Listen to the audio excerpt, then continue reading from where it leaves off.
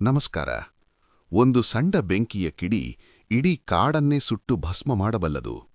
ಹಾಗೆಯೇ ನಿಮ್ಮ ಒಂದು ಕ್ಷಣದ ಕೋಪ ನೀವು ವರ್ಷಗಳ ಕಾಲ ಕಷ್ಟಪಟ್ಟು ಕಟ್ಟಿದ ಸಂಬಂಧಗಳನ್ನು, ಗೌರವವನ್ನು ಮತ್ತು ಯಶಸ್ಸನ್ನು ನಾಶ ಮಾಡಬಲ್ಲದು. ಆಚಾರ್ಯ ಚಾಣಕ್ಯರು ಹೇಳುತ್ತಾರೆ, ಕೋಪ ಎನ್ನುವುದು ಒಂದು ವಿಷದ ಬಟ್ಟಲು. ಅದನ್ನು ನೀವೇ ಕುಡಿದು ಇನ್ನೊಬ್ಬರು ಸಾಯಲಿ ಎಂದು ಕಾಯುವಂತೆ. ನಿಮ್ಮ ಕೋಪವನ್ನು ನಿಯಂತ್ರಿಸುವುದು ಹೇಗೆ? ಅಶಾಂತವಾಗಿರುವ ಮನಸ್ಸನ್ನು ಮರಳಿ ಹತೋಟಿಗೆ ತರುವುದು ಹೇಗೆ? ಇಂದು ನಾವು ಚಾಣಕ್ಯರು ತಿಳಿಸಿದ 3 ಮನಃಶಾಂತಿಯ ರಹಸ್ಯಗಳನ್ನು ತಿಳಿಯೋಣ.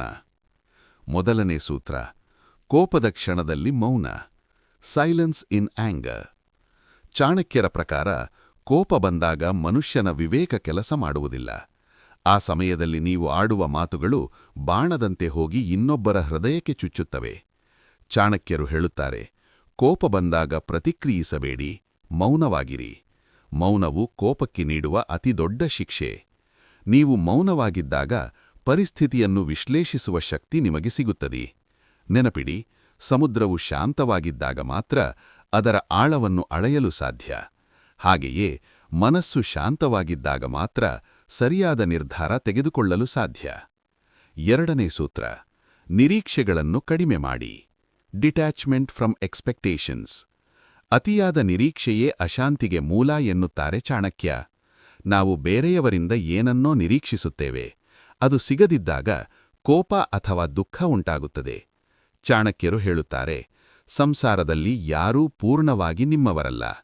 ನಿಮ್ಮ ಸುಖಕ್ಕಾಗಿ ಇನ್ನೊಬ್ಬರ ಮೇಲೆ ಅವಲಂಬಿತರಾಗಬೇಡಿ. ನಿಮ್ಮ ಕರ್ತವ್ಯವನ್ನು ಮಾಡಿ ಫಲವನ್ನು ನಿರೀಕ್ಷಿಸಬೇಡಿ.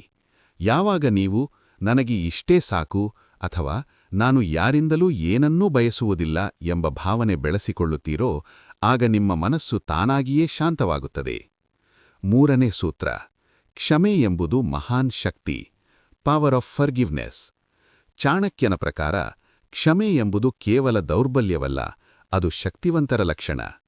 ಹಳೆಯ ತಪ್ಪುಗಳನ್ನು, ನೋವುಗಳನ್ನು ಹಿಡಿದಿಟ್ಟುಕೊಳ್ಳುವುದು ಎಂದರೆ ಭಾರವಾದ ಕಲ್ಲನ್ನು ಬೆನ್ನ ಮೇಲೆ ಹೊತ್ತು ನಡೆದಂತೆ.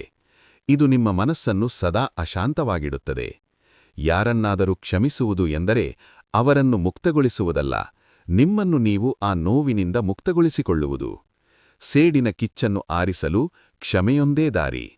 ಯಾವಾಗ ನೀವು ಮನ್ನಿಸಲು ಕಲಿಯುತ್ತೀರೋ, ಆಗ ನಿಮ್ಮ ಒಳಗಿನ ಅಶಾಂತಿ ಮಾಯವಾಗಿ ನೆಮ್ಮದಿ ನೆಲೆಸುತ್ತದೆ. ಜಗತ್ತನ್ನು ಗೆಲ್ಲುವ ಮೊದಲು ನಿಮ್ಮ ಮನಸ್ಸನ್ನು ಗೆಲ್ಲಿ. ಚಾಣಕ್ಯರು ಹೇಳುವಂತೆ, ಮನಸ್ಸನ್ನು ಹತೋಟಿಯಲ್ಲಿಟ್ಟವನೇ ನಿಜವಾದ ಜೇತೃ. ಇಂದಿನಿಂದ ಕೋಪ ಬಂದಾಗ 10ರವರೆಗೆ ಎಣಿಸಿ ಅಥವಾ ಆ ಸ್ಥಳದಿಂದ ದೂರ ಹೋಗಿ. ಶಾಂತಿಯುತ ಮನಸ್ಸೇ ಜೀವನದ ಅತಿದೊಡ್ಡ ಸಂಪತ್ತು. ನಿಮಗೆ ಅತಿ ಹೆಚ್ಚು ಕೋಪ ಬರಿಸುವ ವಿಷಯ ಯಾವುದು? ಕಾಮೆಂಟ್ ಮಾಡಿ ತಿಳಿಸಿ. ಈ ವಿಡಿಯೋ ನಿಮಗೆ ಸ್ವಲ್ಪವಾದರೂ ನೆಮ್ಮದಿ ನೀಡಿದ್ದರೆ ಲೈಕ್ ಮಾಡಿ ಮತ್ತು ನಿಮ್ಮ ಆತ್ಮೀಯರಿಗೆ ಶೇರ್ ಮಾಡಿ. ನಾಳೆಯ ಸಂಚಿಕೆಯಲ್ಲಿ ನಾವು ನಿಮ್ಮ ಆತ್ಮವಿಶ್ವಾಸವನ್ನು ಹೆಚ್ಚಿಸಿಕೊಳ್ಳುವ 3 ಮಾರ್ಗಗಳ ಬಗ್ಗೆ ತಿಳಿಯೋಣ. ಸಬ್ಸ್ಕ್ರೈಬ್ ಮಾಡಲು ಮರೆಯಬೇಡಿ. ಸದಾ ಶಾಂತವಾಗಿರಿ.